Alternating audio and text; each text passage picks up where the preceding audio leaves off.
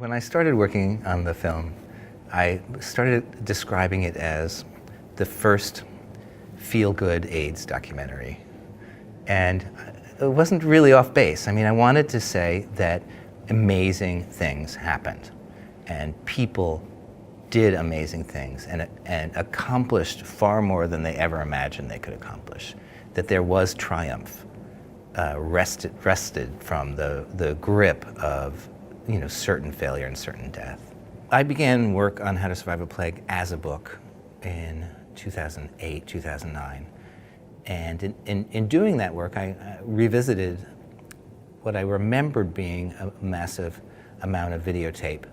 I was there reporting on the ground during that period, and I knew it was the first of the social movements that had taped its own history. And because the cameras were everywhere, I went and found some of that footage, borrowed some from some people, and I had a belief, if I gathered enough of it, that I could create the story as a verite story in archival footage. I knew, because I was there and watched it happen, that this really unexpected coalition of very disparate and sometimes deeply flawed people pulled together.